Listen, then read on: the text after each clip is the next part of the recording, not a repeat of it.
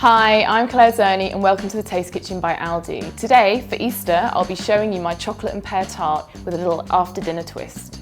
So I've made my chocolate pastry and that's ready in the tin now. The basic difference is that I've just swapped out some of the flour for cocoa powder and I've added a teaspoon of cinnamon as well, just for a little extra kick. So now I'm just going to prepare it for blind baking. So just roll over the tin to cut the pastry off. Use a little of the excess pastry just to press the sides in. Prick the pastry all over lightly. Make a cartouche with the paper by folding and chopping the end off. Lay it into your pastry case and you can add your baking beans and that will help weight the pastry down while it's cooking.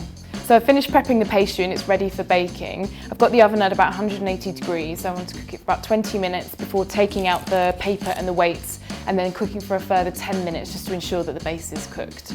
So I've chopped all my dark chocolate up here and it's the 70% Moser Roth chocolate. Now if you prefer it a little less dark, you can always swap half of that out and use milk chocolate instead. So I'm going to start making the ganache now. So I'm going to start heating the cream now, and once it reaches boiling point and we can pour it into the chocolate and start making the ganache. And now I'm going to just give that a good stir. So all my chocolate and cream have melted together and been mixed up. And if you have any trouble getting the two to melt together okay, you can pop it in the microwave for sort of 10 seconds at a time just to get it going. Then once it's done, you can add in your butter, mix all that through, and it really helps the ganache get a nice glossy finish. So just add your last ingredient now, which is the amaretto, and keep stirring it until the amaretto and the ganache come together. So ganache is done, all ingredients are mixed in, so I'm ready to pour it now into our cooled pastry case, which I've got here. And then if you just give the tin a little shake, you can get that flat. And I just want to pop this in the fridge to set for the next few hours. So with the tart setting in the fridge, I'm going to make the caramelised pears now. So I'm going to add our sugar to the pan and it's already on the heat now. So the sugar's turned to like an amber coloured caramel now, so we're going to add the pears in and start cooking those. And it will sizzle up a bit, so be careful when you add them. Okay, so pears have been cooking for a couple of minutes. I'm going to add my water to the pan.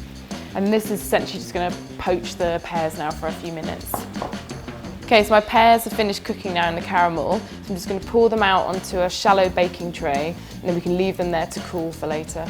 So the tart's been setting in the fridge for about an hour now, so I've just added most of the pear on.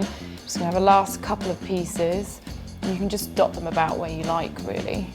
And then I'm going to add some of the fresh blackberries and lastly finish it off with some toasted hazelnuts as well. So I think this makes a perfect dessert for Easter.